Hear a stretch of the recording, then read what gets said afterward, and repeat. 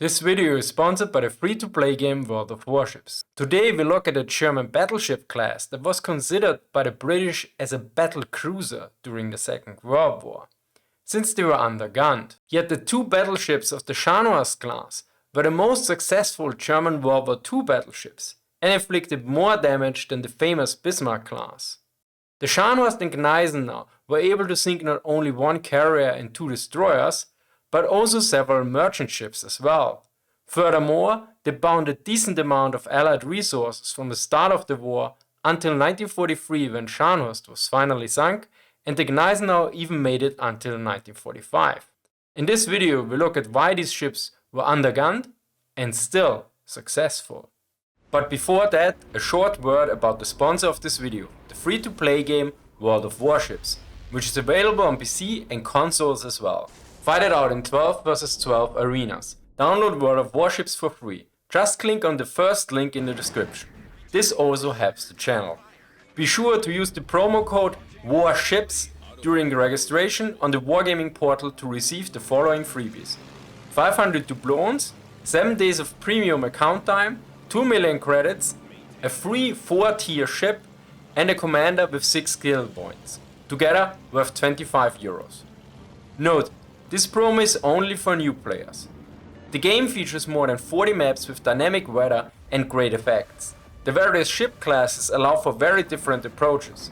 Want to be fast and sneaky? Use your destroyer and deliver a fan of torpedoes. Want to stay behind but dish out a lot of damage? Carriers are your thing. There are also battleships, cruisers and submarines. In total the game features 11 nations and more than 600 ships, including the Bismarck, the Yamato, the Enterprise and HMS Prince of Wales. The ships are based on actual blueprints. So why was the Scharnhorst class considered to be undergunned? Well, they only had 3 turrets with 3 barrels each with 28 cm, that is 11 inch. In comparison, the Bismarck had 4 turrets with 2 barrels each with 38 cm, that is 15 inch. Similarly, HMS Warspite, a Queen Elizabeth class battleship, was also equipped with 15-inch guns, as was the battlecruiser HMS Hood. So calling the Scharnhorst undergun clearly makes sense. And the Germans were of course clearly aware of this. There were plans to replace the 28 cm 11-inch turrets with 38 cm turrets later. A German wartime document actually compares the two setups. In terms of shell weight, it would be 330 kg or 728 pounds versus 800 kg or 1764 pounds. For the broadside, we need to account for the barrel number. So 9 times 28 cm would produce 2970 kg or 6500 pounds, whereas 6 times 38 cm would produce 4800 kg or 10,582 pounds.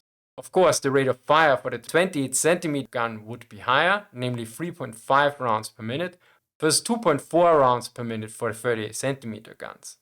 This results in a weight of a broadside per minute of 10,395 kg or 22,900 pounds, versus 11,520 kg or 25,400 pounds. Now we need to convert this into a more modern value that is universally recognized, namely DPS, damage per second. We get 173 kg per second or 192 kg per second. Interestingly enough, the discussion in the document is quite similar to a discussion on the gaming forum. It is noted that in some aspects the 28 cm setup is clearly superior to the 38 cm, yet in terms of armor penetration, the 28 cm setup is clearly inferior to the 38 cm setup. Yet it is added that these 28 cm batteries were considered enough to deal with the French Dunkirk class battleship's armor, which was the ship the Scharnhorst class was developed against. Of course, this still doesn't answer the question why the Scharnhorst was not built with 38 cm in the first place. Particularly since the commander of the Kriegsmarine called for the use of the largest possible caliber to be used on capital ships. Originally, construction was started in 1934 with a setup that only had 2 triple 28 cm turrets, so similar to the Deutschen class Panzerschiffe or pocket battleships, as the British called them. Yet at this point Hitler wanted to avoid any problems with the United Kingdom, as such the setup was rather weak and the 38 cm guns were completely off the table.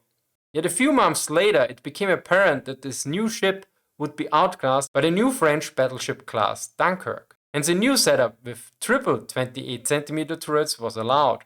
Of course, this would increase the size of the ship considerably, thus a complete new construction was necessary, and the previous construction was ceased in July 1934.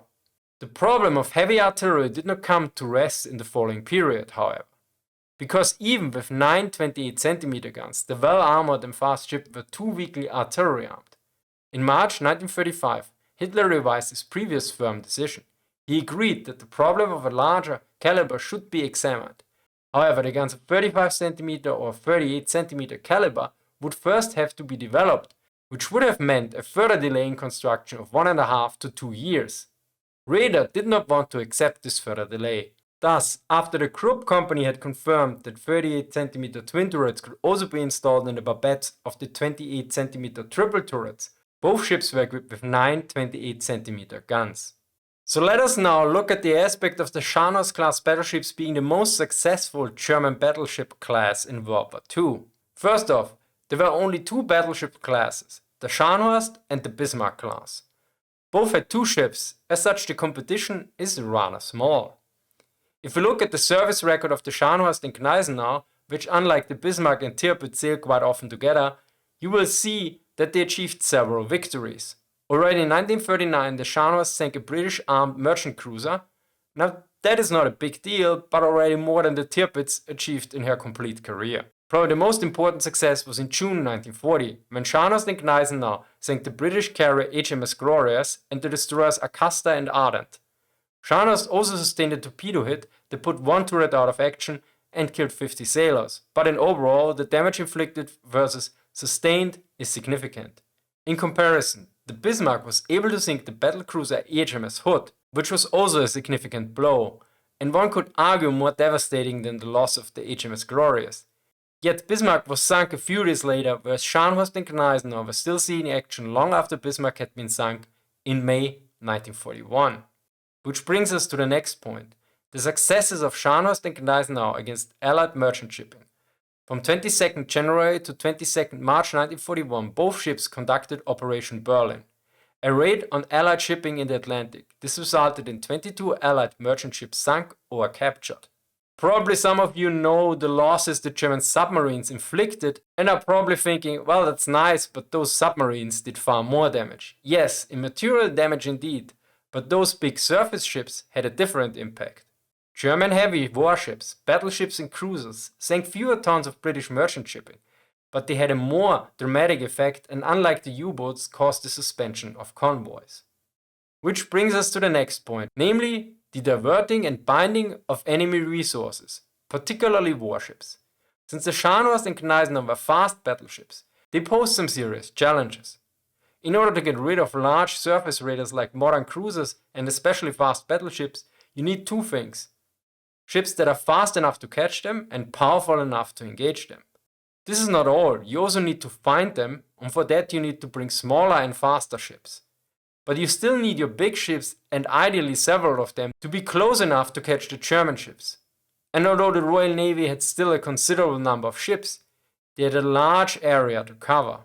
And of course there was also the Italian Navy in the Mediterranean, as such there was a certain presence needed there. Now you could of course also pull some of your ships from convoy duty as well, but the Operation Berlin forced the Royal Navy to disperse its cruisers and battleships to protect the main shipping routes, thereby exposing them to attack by U-boats. Now I will call this an active binding of enemy resources. There was also a passive version as well. See, just the existence of fast battleship was a threat to the British and they put quite a lot of resources in preventing ships from the Kriegsmarine to be used at all. The British took a lot of action to damage or sink German capital ships during the Second World War. There were several air raids against Scharnhorst and Gneisenau while in port. There was the St. Nazarene raid against the dry docks in 1942, since the destruction of the dry docks there would require large German warships to return to German home waters for major repairs. Furthermore, against Tirpitz, several dedicated special operations were conducted. I mean, there's even a dedicated Wikipedia article called List of Allied Attacks on German Battleship Tirpitz, although it also includes cancelled operations. Of course, in this subcategory, the winner is Tirpitz, since the British spent a lot of resources in trying to sink it. But in the other categories, Tirpitz achieved nothing, unless you're considering bombarding a weather station as a great military success or a blow against Allied merchant shipping. To summarize, although the Scharnhorst and Gneisenau were undergunned by both German and Allied standards, the ships were quite successful in inflicting damage to Allied warships and merchant shipping. In the end, for the successes, the firepower did not really matter. Since the sunk warships were carrier and destroyers, both are not well armored. Against merchant shipping, firepower is even less of an issue. Of course, in the final action of the Scharnhorst in the Battle of the North Cape in December 1943, more firepower might have helped initially, yet the longer the battle went on, the impact would have decreased due to more Royal Navy ships joining the battle and Scharnhorst's own accuracy decreasing. Thanks to Drachwe-Niffel for his insights here. Now, don't forget to download World of Warships for free. Just click on the first link in the description. This also helps the channel. Be sure to use the promo code WARSHIPS during the registration to receive the following freebies: 500 doubloons, 7 days of premium account time, 2 million credits, a free tier 4 ship, and a commander with 6 skill points. Thank you to World of Warships for sponsoring this video. Thank you to Markus Faulkner and Drachwe-Niffel for answering various questions. Thank you to Andrew for reviewing the script. Thank you for watching, and see you next time.